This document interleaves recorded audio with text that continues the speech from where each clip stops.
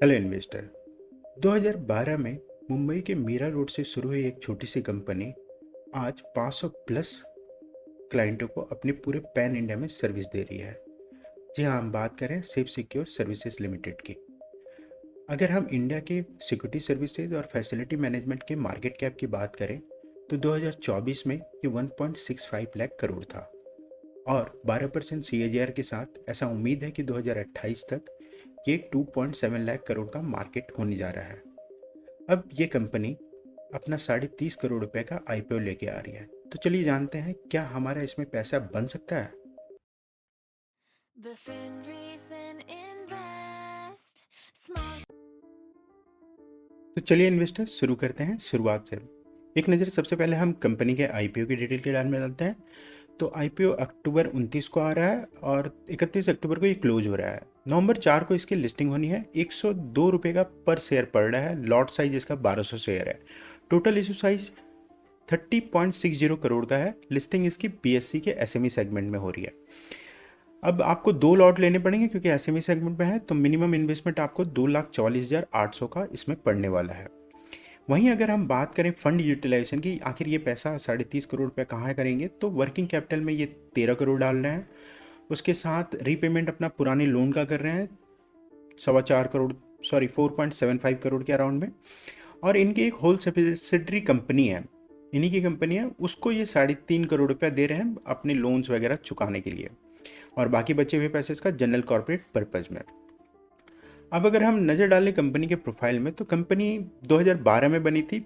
इसका हेडक्वार्टर मुंबई के थाने में है और इसके जो मैनेजमेंट है उस टीम में अभिराज सिंह बहल, राघव चंद्रा और वरुण खैतान है। कंपनी के कोर ऑफरिंग में तो सिक्योरिटी सर्विसेज है और फैसिलिटी मैनेजमेंट सॉल्यूशन दोनों प्रोवाइड करती है। मैन गार्डिंग, ई सर्विलियंस, ATM और इवेंट मैनेजमेंट को ये प्रोवाइड करती है। हाउसकीपिंग, बिजनेस सपोर्ट और कॉर्पोरेट इंटीरियर फिट आउट भी करती है ये। कंपिटिटिव अगर इसका एडवांटेज देखें ना, तो टेक्नोलॉजी प्लस मैन पावर का इन्होंने अच्छा सा इंटीग्रेशन किया और नेशन वाइड इनका प्रेजेंस है। ट्रेनिंग और कंप्लायंस पे ये फोकस करते हैं। कस्टमाइज सर्विस लेवल मैनेजमेंट को देते हैं ये। वहीं अगर मार्केट पोजीशन की बात करें तो ये बहुत सारी public, private company, multinational company, financial institution को सपोर्ट, एसेट सेफ्टी दोनों प्रोवाइड करते हैं। चलिए एक नज़र कंपनी के फाइनेंशियल पे डालते हैं। तो कंपनी का फाइनेंशियल 2023 से लगातार इंक्रीमेंट में है। प्रॉफिट भी है। कंपनी प्रॉफिटेबल 2023 में भी थी और आज भी ये प्रॉफिटेबल है। 2023 की तुलना में लगभग डबल के अराउंड में है। EBITDA में भी इसका लगातार ग्रोथ हुआ है। नेटवर्थ भी इसका शानदार है। छोटी कंपनी है तो उस हिसाब से अगर देखें तो नेटवर्थ अच्छा है इसका।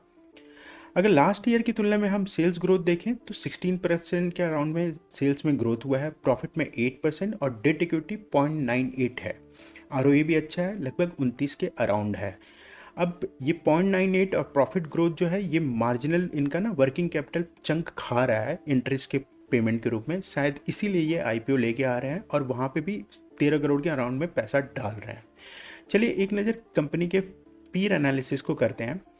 तो sale service limited, safe secure जो हमारी कंपनी है, उस कंपनी के अगर पी देखें तो काफ़ी कम लग रहा है अगर एवरेज की तुलना में बाकी कंपनियों का देखें। एवरेज इनके पीर कौन है? SIS, BBG, क्रिस्टल, ये सारे के सारे। SIS तो बहुत बड़ी कंपनी है।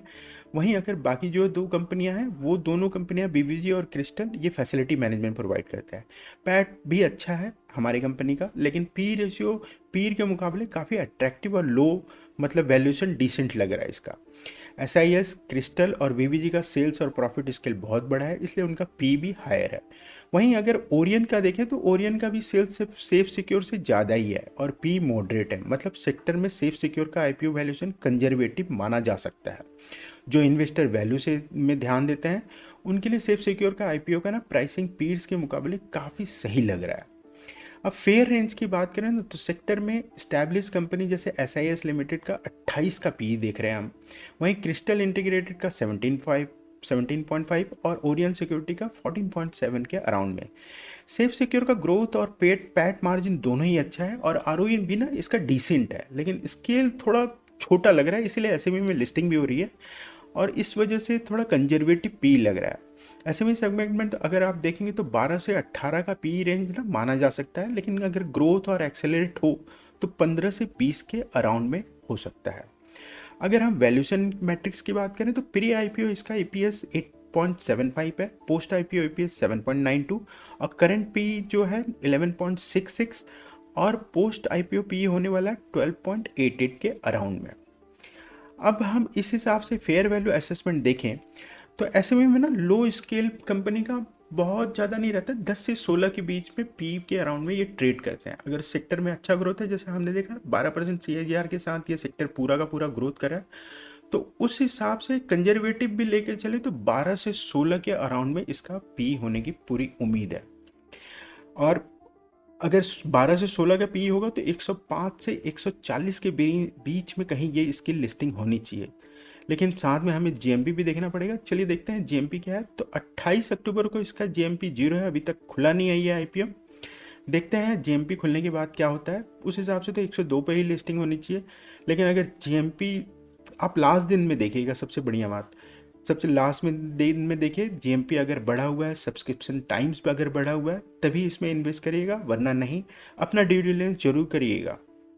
चलिए कंपनी के हम स्ट्रेंथ, वीकनेस और अपॉर्चुनिटी थ्रेट पे पैरामीटर पे देखते हैं कि कंपनी कहाँ ठहरती है।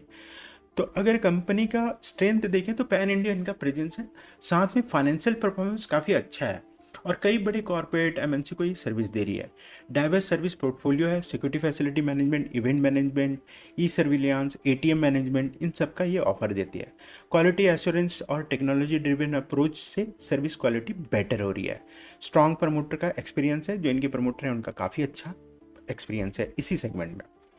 वहीं अगर वीकनेस की बात करें तो मैन पावर इंटेंसिव होने के कारण ना ये मार्जिन खाता है। बहुत ज़्यादा मैन पावर यूज होता है तो मार्जिन खाता है। टेक्नोलॉजी का यूज करने से मार्जिन वहीं कम हो जाता है। रेवेन्यू ज़्यादा करें तो एक दो रीजन पर ही ये डिपेंडेंट है, ज़्यादा से ज़्यादा मैंने कंसंट्रेशन रिस्क यहाँ पे आ जाता है। एक्सपेंड करना इनको जरूरी है, बाकी स्टेट्स वगैरह में जाएं तो बेटर है। B2B रेवेन्यू डिपेंडेंसी इनकी हाई है।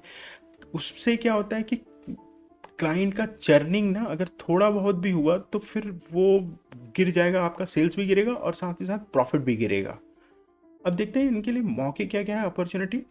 ये पूरा सेक्टर फास्ट सेक्टर ग्रोइंग है फैसिलिटी मैनेजमेंट का, और आउटसोर्सिंग कर ही रहे हैं सारी कंपनियां।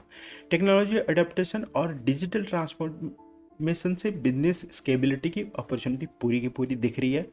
इंडस्ट्री में ना आजकल मर्जर एंड एक्विजिशन का काफ़ी ट्रेंड चला हुआ है, इसलिए इन्होंने जनरल कॉर्पोरेट के लिए भी काफ़ी पैसा बचा रखा है, वहाँ से एक्सपेंशन की इनकी उम्मीद दिख रही है। अगर हम थ्रेट्स की बात करें तो इंटेंस मार्केट कंपटीशन है, SIS जैसी बड़ी कंपनियां इन कंपनियों के ऊपर ज़्यादा फोकस करके खा जाती हैं। और वहीं रेगुलेटरी और कंप्लायंस रूल अगर फ्रिक्वेंटली चेंज हो रहे हैं तो उसमें अगर ये फॉलो नहीं करते हैं तो पेनल्टी भी इनको देना पड़ता है।